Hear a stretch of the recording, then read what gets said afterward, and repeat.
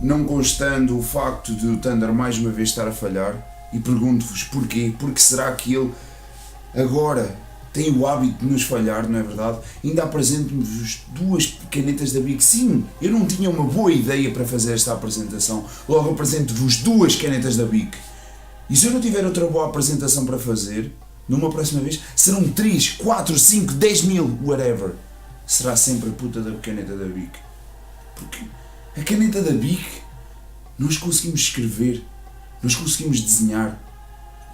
Whatever, pessoal, vamos já passar para as notícias. Como é que é, maltinha de balé? Mais uma semana aqui o vosso host, Cano Eyes. Thundermind mais uma vez ausente, infelizmente, não é verdade? Bem, vamos então passar para as notícias sem mais delongas. E esta semana começou dramaticamente com rumores a bombar por tudo o que era lado da Nintendo. Isto porquê? Porque o anúncio do Hellblade veio levar à tona algumas coisas que deixaram muitos insiders em burburinho. Isto porquê? Porque muito provavelmente já haviam alguns rumores a circular que não sabíamos nós, não é verdade? E não tinham sido postos para cá para fora para ver se confirmava então o lançamento do Hellblade. E como toda a gente sabe, o Hellblade foi desenvolvido pela Team Ninja, cuja mesma foi então comprada pela Microsoft. E o que é que isto levantou? Um jogo que seria exclusivo então para a Xbox One, o Scalebound, produzido pela Platinum Games. Parece que a Nintendo, segundo a Nintendo Insider, teria então andado a investir nessa IP. No entanto, isto porquê? Atenção, isto porque, primeiro de tudo, a trademark foi largada pela Microsoft a dezembro do ano passado, ou seja, supostamente a trademark já não pertence a ninguém. Depois, tivemos um insider que ele já provou inúmeras vezes que sabe muito mais do que muita gente que anda por aí a dizer que é um leaker, que foi o Unseen64.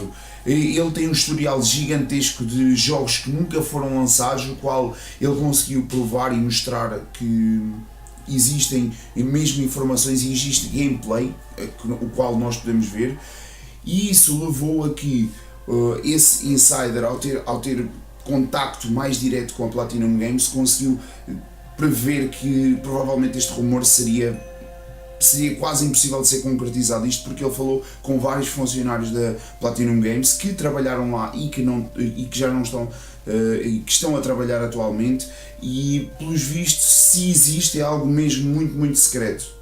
E a China está em burburinho. Isto porquê? Porque viram o seu presidente a ser atacado num videojogo que foi lançado para a Steam. Isto porquê? Porque o jogo tinha uma representação do presidente chinês como o Winnie the Pooh, tanto que levou todos os filmes na China do Winnie the Pooh a serem banidos depois desta revelação ou desta caracterização do presidente da China. E uma das falas que existem no jogo é chamarem estúpido à personagem que representa o presidente da China. Ou seja, este jogo, Devotion, está envolvido num holocausto de informação, e os chineses estão a contestar, não é? Porque, por muito má que seja a China, eles têm todo o direito em defender o que é deles, e o presidente também não gostou, e por isso é que o levou então a banir todas as animações do Winnie the Pooh. Ou seja, a Disney ficou um bocado aqui sem querer nem para quê. No entanto, os devs vieram dizer que isto foi algo que foi deixado por erro, era algo que eles queriam criar alguma controvérsia, sim, mas depois perceberam que se calhar era melhor não pegar por este caminho. No entanto, foi algo que a build de lançamento foi o que chegou à mão dos users.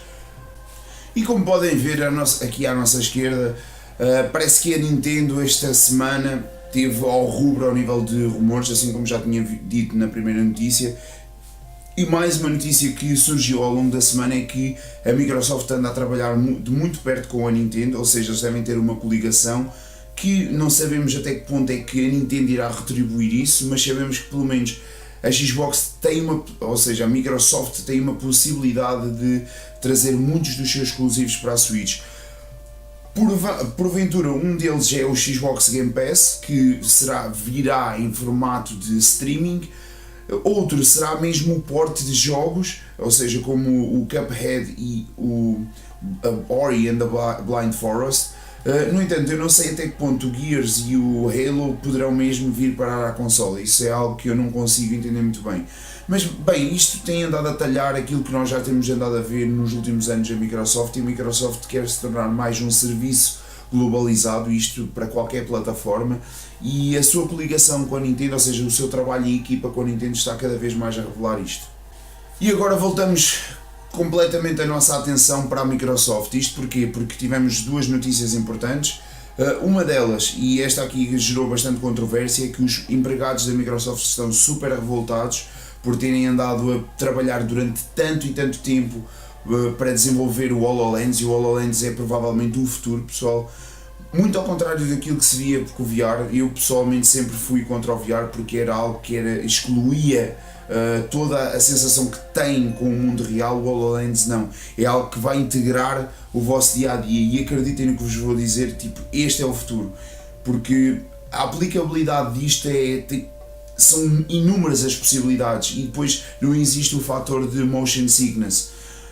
E com isto então a Microsoft criou uma aliança com o exército norte-americano, o que levou a que os seus empregados ficassem super revoltados, ou seja, os programadores e todos os desenvolvedores desta tecnologia ficaram super revoltados, porque a intenção deles era criar entretenimento, era criar novos tipos de trabalho, novas metodologias, nunca voltar aquela tecnologia para algo que pudesse ser utilizado para magoar outras pessoas.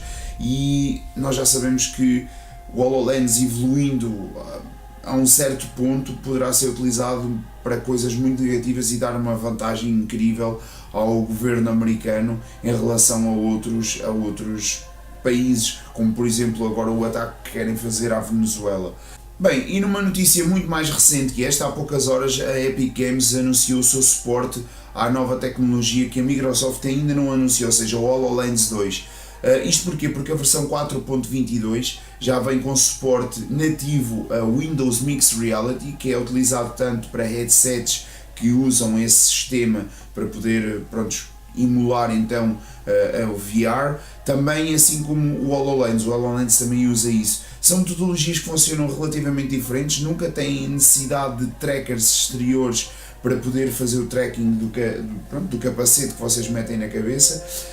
O que vai acontecer aqui é que a Epic Games, ao dar suporte nativo, isto poderá querer dizer, ou seja, é quase certo, nem basta pensar muito, é que ao eles terem dito que o HoloLens 2 vai ter suporte nativo então na Unreal Engine, isso quer dizer obrigatoriamente que a Microsoft está para muito perto para anunciar então a sua nova tecnologia, ou seja, o avanço do HoloLens, que o HoloLens, digamos que já tem uma série de anos em cima, eu diria que já vão para aí 5 anos, ou seja, uma geração do HoloLens já passou, está na altura de então mostrar o que é que a nova tecnologia pode fazer.